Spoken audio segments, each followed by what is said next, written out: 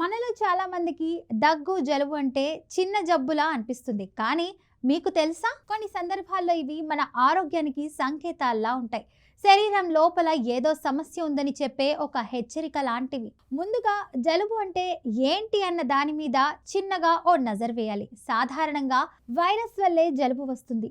ముఖ్యంగా rhino virus అనే virus వల్లే ఎక్కువగా జలుబు వస్తుందని శాస్త్రవేత్తలు చెప్తున్నారు. ఒక్కసారి శరీరంలోకి చేరితే గొంతు, ముక్కు, శ్వాసనాళాలపై దాని ప్రభావం పడుతుంది.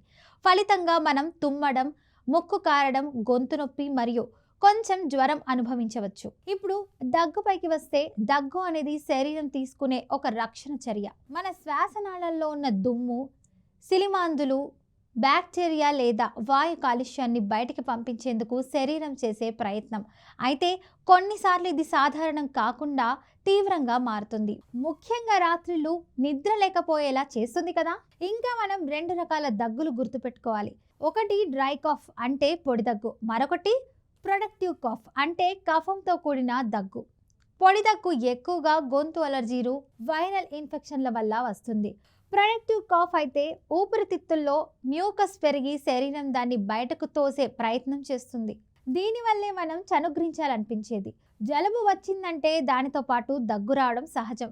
అయితే కొన్ని సందర్భాల్లో ఈ రెండు సమస్యలు కొన్ని రోజులకు మించితే అప్పుడు డాక్టర్ను సంప్రదించాల్సిన అవసరం ఉంటుంది. ఎందుకంటే ఇది బ్రాంకైటిస్, సైనసైటిస్ లేదా ఊపిరితిత్తుల ఇన్ఫెక్షన్లకు సంకేతం కావచ్చు. ఇప్పుడు చాలామంది దగ్గు, జలుబులు వచ్చిందంటే వెంటనే మందులు కొనడానికి ఫార్మసీకి పరుగులు పేస్తుంటారు.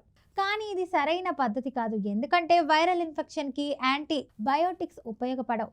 ఇవి బ్యాక్టీరియా కోసం మాత్రమే. అసలు మందులు తినకుండానే కొన్ని రోజుల్లోనే ఈ వైరస్ మన శరీరం నుంచే పోతుంది. కాబట్టి సదరు ఇన్ఫెక్షన్కు సరిపోయే చికిత్స తీసుకోవడమే మంచిది. ఇక ఇంట్లో మనం తీసుకోవాల్సిన జాగ్రత్తలు చూద్దాం. ముందుగా శరీరానికి విశ్రాంతి చాలా అవసరం. బాగా నిద్రపోవాలి. అలాగే వేడి నీరు తాగడం, గోరువెచ్చని నీటితో గార్గిల్ చేయడం, టీలు ముఖ్యంగా తులసి, అల్లం, మిరియాల టీలు తాగడం ద్వారా గొంతు నొప్పి తగ్గుతుంది, మంట తగ్గుతుంది. మీరు భిన్నంగా ప్రయత్నించాలంటే దినుసుల రుచి లేకపోయినా చింతపండు రసం, పసుపు కలిపిన పాలు కూడా దగ్గు, జలుబు తగ్గించడంలో సహాయపడుతుంది. అయితే కొన్ని సందర్భాల్లో మాత్రం డాక్టర్ని తప్పనిసరిగా కలవాలి. ఉదాహరణకు జలుబు 15 రోజుల కంటే ఎక్కువ కాలం కొనసాగితే, దగ్గు వల్ల రాత్రింబవళ్ళు నిద్రపోలేకపోతే లేదా దగ్గుతో పాటు రక్తం వస్తే వెంటనే వైద్యుల సలహా తీసుకోవాలి. పిల్లలు దగ్గు, జలుబుతో బాధపడితే మరింత జాగ్రత్త అవసరం. చిన్నవారిలో ఇలాంటి ఇన్ఫెక్షన్లు వేగంగా వ్యాప్తి చెందుతాయి. పిల్లలు స్కూల్కి పంపక ముందు నెమ్మదిగా కోలిన తర్వాతే పంపాలి. పిల్లలు సరైన ఆహారం తీసుకుంటే శరీర రోగనిరోధక శక్తి పెరుగుతుంది. ఫలితంగా వీటి బారిన పడే అవకాశం తగ్గుతుంది. మరి దగ్గు, జలుబు పూర్తిగా నివారించాలంటే ఏం చేయాలి? క్షణికంగా కాకుండా దీర్ఘకాలికంగా జాగ్రత్తలు తీసుకోవాలి. మాస్క్ ధరించడం, చేతులు తరచుగా కడగడం, అనారోగ్యంగా ఉన్నవారితో మితంగా మెలగడం, ఇవన్నీ మన ఆరోగ్యానికి రక్షణ కవచం. అంతేకాకుండా వ్యాయామం, మంచి ఆహారం, తగిన నిద్ర, ఇవన్నీ కూడా మన రోగ నిరోధక శక్తిని బలోపేతం చేస్తాయి. చివరగా ఒక మాట గుర్తుంచుకోవాలి.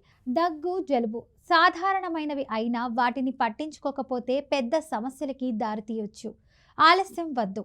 శరీరం ఇచ్చే సంకేతాలను తెలుసుకోండి. నేరుగా మందులు తీసుకోవడం కన్నా అసలు కారణం తెలుసుకొని సరైన మార్గంలో చికిత్స తీసుకోవడం ఎంతో ముఖ్యం. ఈ వీడియో మీకు నచ్చినట్లయితే లైక్ చేయండి, షేర్ చేయండి. ఇంకా ఇలాంటి ఆరోగ్య సమాచారానికి మా ఛానల్ని సబ్స్క్రైబ్ చేయండి. మీకు ఇతర ఆరోగ్య సంబంధిత టాపిక్స్ మీద సమాచారం కావాలంటే కామెంట్లో తెలియజేయండి.